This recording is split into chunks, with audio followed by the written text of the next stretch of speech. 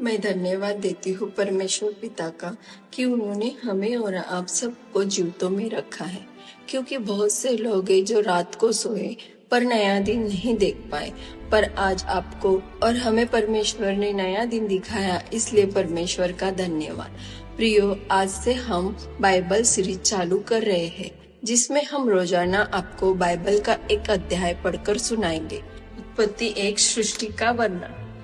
आदि में परमेश्वर ने आकाश और पृथ्वी की सृष्टि की। पृथ्वी बेडौल और सुनसान पड़ी थी और गहरे जल के ऊपर अंधियारा था, तथा परमेश्वर का आत्मा जल के ऊपर मंडराता था। जब परमेश्वर ने कहा उजियाला हो, तो उजियाला हो गया। और परमेश्वर ने उजियाला को देखा और अच्छा है। और परमेश्वर ने उजियाले को अंधेरे से अलग किया। और परमेश्वर ने उजाले को दिन और अंधेरे को रात कहा।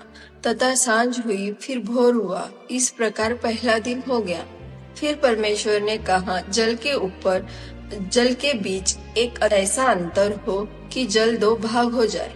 तब परमेश्वर ने एक अंतर बनाकर उसके नीचे के जल को और उसके ऊपर के जल को अलग किया, और वैसा ही हो गया। और परमेश्वर ने उस अंतर को आकाश कहा। तथा सांझ हुई, फिर भोर हुआ। इस प्रकार दूसरा दिन हो गया। फिर परमेश्वर ने कहा, आकाश के नीचे का जल एक स्थान में इकट्ठा हो जाए और सूखी भूमि दिखाई दे, और वैसा ही हो गया। परमेश्वर ने सूखी भूमि को पृथ्वी कहा, तथा जो जल इकट्ठा हुआ उसको उसने समुद्र कहा। और परमेश्वर ने देखा कि अच्छा है। फिर परमेश्वर ने कहा, पृथ्वी से हरी घास तथा बीज वाले छोटे छोटे पेड़ और फलदायी वृक्ष भी, जिनके बीज उन्हीं में एक एक की जाति के अनुसार है, पृथ्वी पर उगे। और वैसा ही हो गया।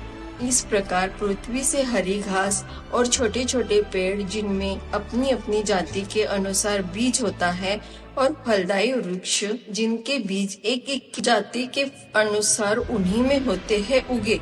और परमेश्वर ने देखा कि अच्छा है। तथा सांझ हुई, फिर भोर हुआ।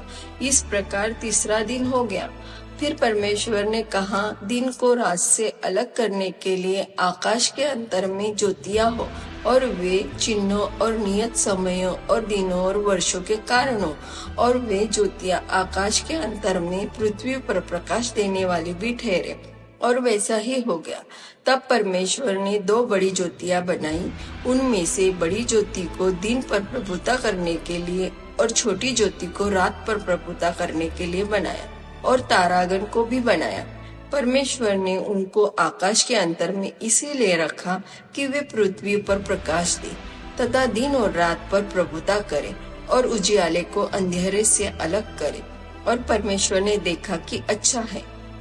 तथा सांझ हुई, फिर भोर हुआ। इस प्रकार चौथा दिन हो गया। फिर परमेश्वर ने कहा, जल जीवित प्राणियों से बहुत ही भर जाए, और पक्षी पृथ्वी के ऊपर आकाश के अंतर में उड़े।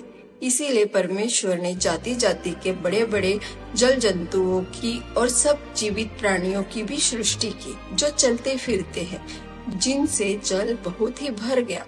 और एक एक जाति के उड़ने वाले पक्षियों की भी सृष्टि की। और परमेश्वर ने देखा कि अच्छा है। और परमेश्वर ने ये कह के उनको आशीष दी, फूलो फलो और समुद्र के जल में भर जाओ, और पक्षी पृथ्वी पर बढ़े। तथा सांझ हुई, फिर भोर हुआ। इस प्रकार 5वां दिन हो गया। फिर परमेश्वर ने कहा, पृथ्वी से एक एक जाति के जीवित प्राणी अथवा घरेलू पशु और रेंगने वाले जंतु और पृथ्वी के वन पशु जाति जाति के अनुसार उत्पन्न हो। और वैसा ही हो गया। इस प्रकार परमेश्वर ने पृथ्वी के जाति जाति के वन पशुओं को और जाति जाति के घरेलू पशुओं को और जाति जाति के भूमि पर सब रेंगने वाले जंतुओं को बनाया। और परमेश्वर ने कि अच्छा है।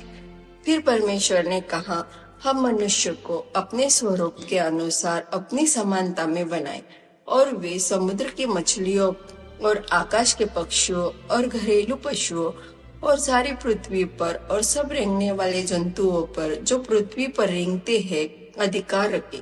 तब परमेश्वर ने मनुष्य को अपने स्वरूप के अनुसार उत्पन्न किया।